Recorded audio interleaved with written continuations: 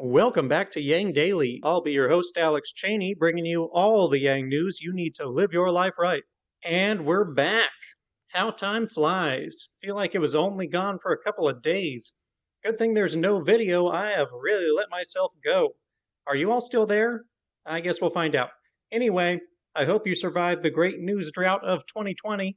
If there's one great thing about this year, it's that any minor disappointments pale in comparison to the metaphorical turds being dropped on the world daily, right? Anyway, I'll update you on what I was up to soon, but today, let's get back into the news.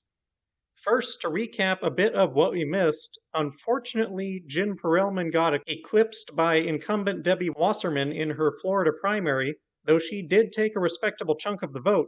Elsewhere in Florida, though, Adam Christensen won his primary in a nail-biting race, with the votes being split almost perfectly evenly among the three candidates.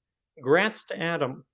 Robbie also had some big news today. He said we raised over $174,000 through 1,646 donations. Want to guess how much his incumbent opponent, Representative Lynch, raised? Millions? Billions? Nope. Less than $10,000, or 1/17th as much as Robbie. Holy crap. That is a story I have never heard before. Go Robbie. The big news tonight is, of course, Yang's speech at the convention. It was a short one, and to be honest, nothing to write home about. In a nutshell, he said, I know the American voter has been burned a lot, but it's dire times. The current president has shown he's not fit, and the only hope for a brighter future is with a change in leadership, followed by some assurances of Biden and Harris fighting for the people. It's not super inspiring, but it's a solid argument that might appeal to some pragmatists. You know what you're getting with Trump, and it ain't good. You won't get everything you want with Biden, but it's sure as hell a lot better.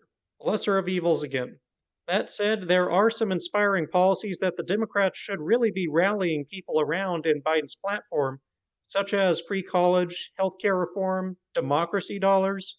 It seems like now, when people are so disillusioned with the system, would be the perfect time to be the party of democratic reform, don't you think? Yang also got some love from Kamala fans for his praise of her speech at the convention. Personally, it sounded just like the usual political BS to me, but Yang was super hyped that she was presenting a positive vision for the future, even if it was just platitudes. Speaking of which, if you live in California, Income Movement has put together a template letter thanking Kamala for her support of basic income for you to send below. The newest unemployment data shows that UI has gone back up over 1 million again, after previously dropping below that psychological barrier. As always, Heidi Shearholtz has the breakdown if you want to dig into the numbers. I even saw Mad Money's Jim Cramer going on a diatribe today about how the economy is not experiencing a V-shaped recovery, only the stock market is, and that is only due to it being dominated by big tech companies that are benefiting from this switch to remote living. Yelp, which has been tracking business closures, is reporting that since April, 155,000 businesses have closed and remain closed, which represents a reversal from July when the closures had dropped.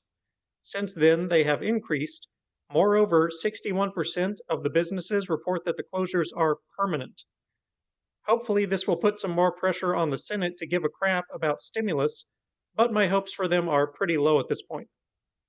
A great and terrible new TED Talk from neuroscientist and pediatrician Kimberly Noble shares the results of a study on the effects of low income on brain development.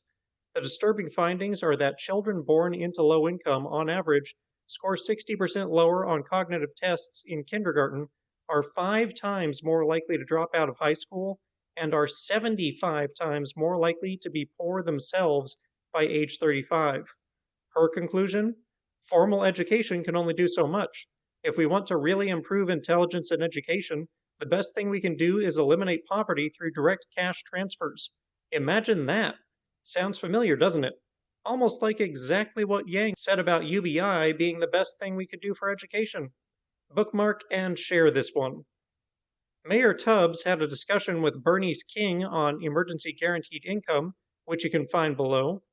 Yang had some criticism to share with the Democratic Party in an interview with the Washington Post, saying, quote, "If we're not standing up for the trucker, the waitress, or the retail clerk, who are we standing up for?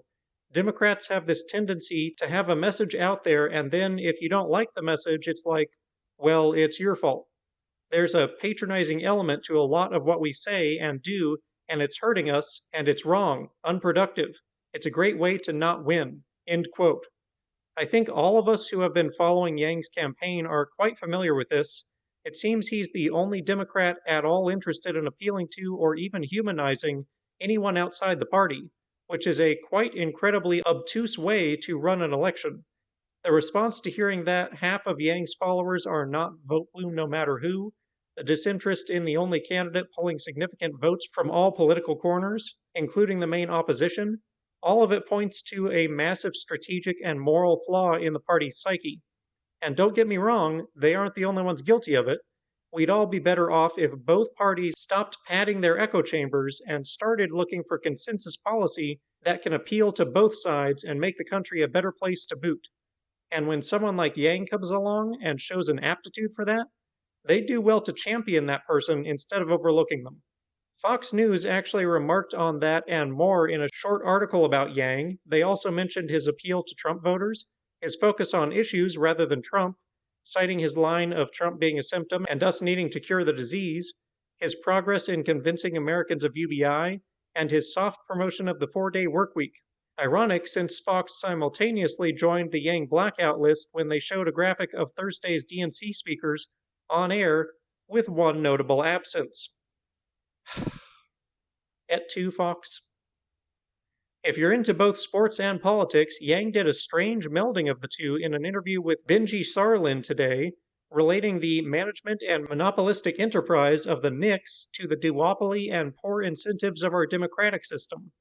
My favorite part was the end, where Yang was asked if he was a pessimist. After saying that a serial entrepreneur is anything but a pessimist, he said, quote, "The unfortunate reality is that we are years late to the game on climate change. Automation is transforming our economy beneath our feet, and the Knicks are going to be terrible this year. You just have to tell it like it is." End quote. You tell it to him like it is, Yang.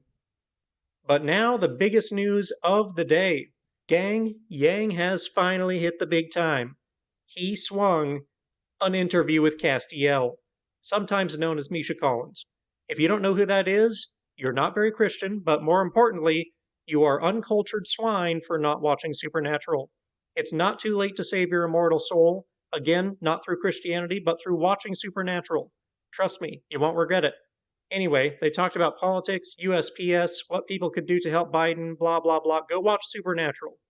Finally, I saved the real best for last. The German Institute for Economic Research has started a UBI trial, with 120 residents receiving the equivalent of $1,430 a month for 3 years. It is funded by 140,000 private donations, chiefly from a pro-basic income lobbying group called Mein Grundeinkommen, which has already used donations from supporters to fund monthly €1,000 payments for 668 people since 2014. And no, I don't know if I pronounced that at all correctly. All participants will be asked to complete questionnaires about their lives, work, and emotional state to see whether a basic income has had a significant impact, to be measured against the same from about 1,400 participants in a control group. The goal is to put to rest arguments about the effect on employment and well-being. I'd love it if the sample size were larger, but it's still a pretty beefy pilot. Very cool. And that'll do it for today's Yang Daily. Give Jen and Adam some love. Help get Robbie over the finish line. Send your thanks to Kamala. Bookmark and share the TED Talk. Watch Supernatural. Help recruit other organizations to the cause and get everyone to sign the UBI petitions. Flood Congress and Trump with calls, tweets, and letters using the ResistBot or Income Movement easy contacts below. If you need financial help, consult Humanity Forward, the Income Movement Aid Database, United Way, or the H3 podcast thread. And don't forget to Yang Daily.